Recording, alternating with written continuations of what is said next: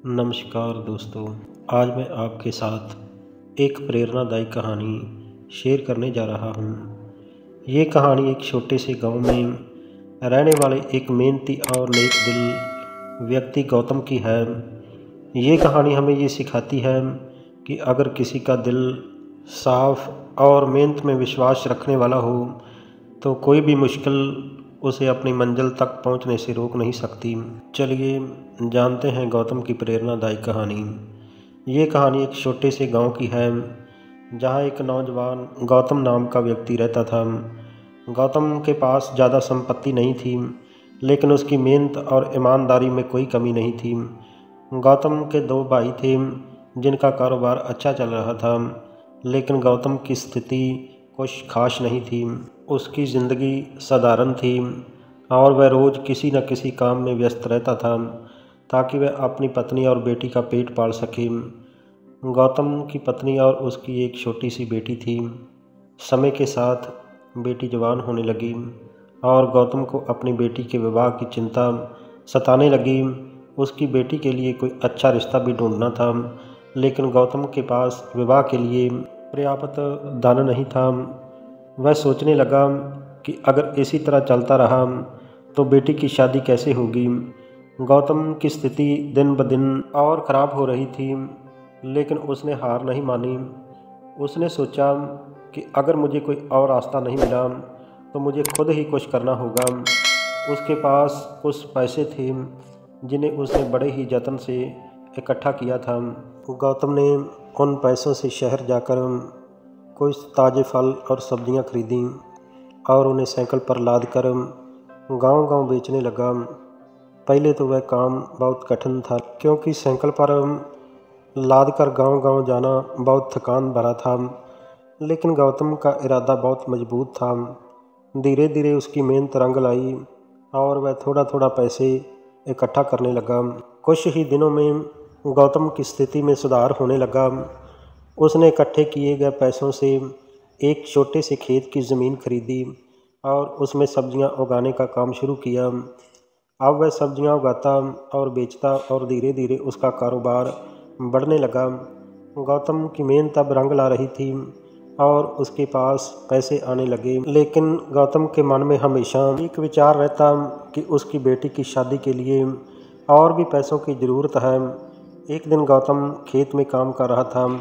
जब रोटी खाने का समय हुआ, उसने जैसे ही अपना खाना निकाला, उसी समय एक फ़कीर वहां आया और उसे देखकर बोला कि बेटा, मुझे बहुत भूख लगी है, मैंने कई दिनों से कुछ नहीं खाया, क्या तुम मुझे थोड़ी रोटी दे सकते हो।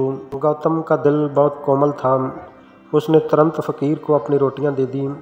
फ़कीर ने रोटियां खाकर गौतम का धन्यवाद किया और कहा कि तुम्हारा दिल बहुत साफ़ है बेटा, तुम्हारे अच्छे कामों का फल एक दिन ज़रूर मिलेगा, तुम बहुत जल्द धनवान बनोगे। और गौतम ने ये सब सुनकर सोचा कि क्या सचमुच में ऐसा होगा।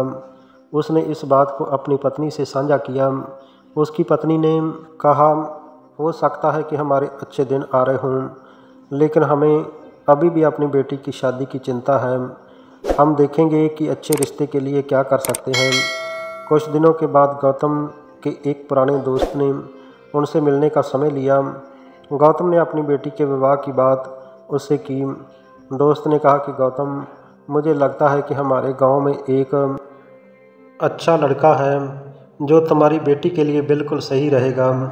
वह बहुत ही समझदार और ईमानदार लड़का है। गौतम ने खुशी से उस रिश्ते को स्वीकार कर लिया। कुछ ही महीनों के बाद उसकी बेटी की शादी हो गई। गौतम को खुशी थी कि उसने अपनी बेटी का विवाह अच्छे परिवार में किया था। वह अपने परिवार के साथ खुश रहने लगा। लेकिन ये कहानी यहीं पर ख़त्म नहीं होती।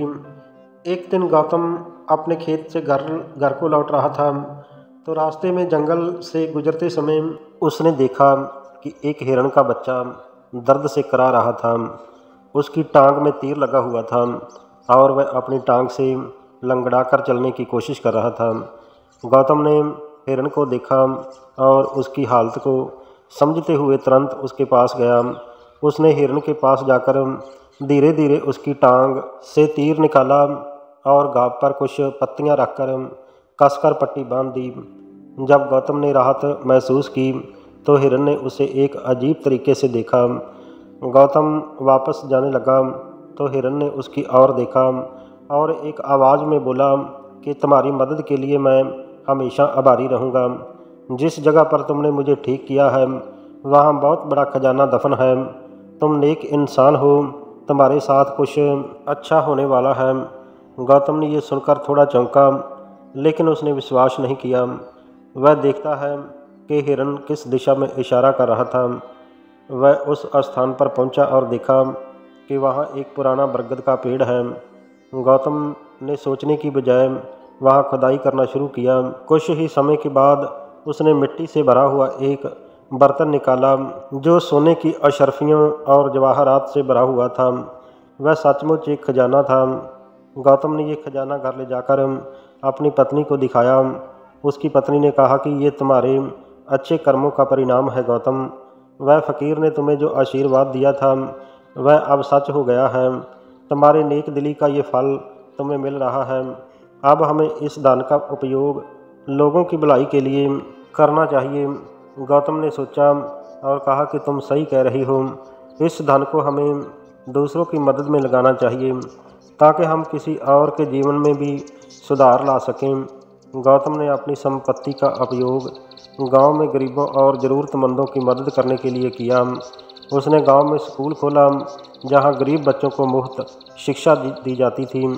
उसने गरीबों का इलाज करवाया और उनकी ज़रूरतों का ख्याल रखा। धीरे धीरे गौतम का नाम दूर दूर तक फैलने लगा। अब वह केवल एक अमीर आदमी नहीं था बल्कि एक ऐसा इंसान बन चुका था जिसे सब सम्मान और प्यार देते थे। गौतम ने कभी अपनी मेहनत और नेक दिली से किए गए कामों को नहीं छोड़ा और वह हमेशा ईमानदारी से काम करता और लोगों की मदद करता रहा। गौतम का जीवन इस बात का प्रमाण था कि नेक दिल इंसान को कोई भी समस्या नहीं रोक सकती। मेहनत और अच्छे इरादों से इंसान अपनी मंजिल तक पहुंच सकता है और इससे उसे समाज में सम्मान भी मिलता है। गौतम का जीवन हमें ये सिखाता है कि नेकी और ईमानदारी के रास्ते पर चलकर ही असली सफलता प्राप्त की जा सकती है। हमें अपनी मेहनत और अच्छे कामों पर विश्वास रखना चाहिए क्योंकि एक दिन हमारा अच्छा कर्म ज़रूर हमें अपनी मंजिल तक पहुंचाता है। तो प्यारे दोस्तों, इस कहानी से हमें यही संदेश मिलता है कि अपने कर्मों में अच्छाई रखें और मेहनत से कभी भी ना भागें क्योंकि नेक रास्ता अपनाने से सफलता मिलती है। अगर आपको ये कहानी पसंद आई हो तो कृपया इसे अपने दोस्तों और परिवार के साथ शेयर ज़रूर करें और हमें कमेंट करके बताएं कि आपको ये कहानी कैसी लगी। वंदे मातरम, जय भारत, धन्यवाद।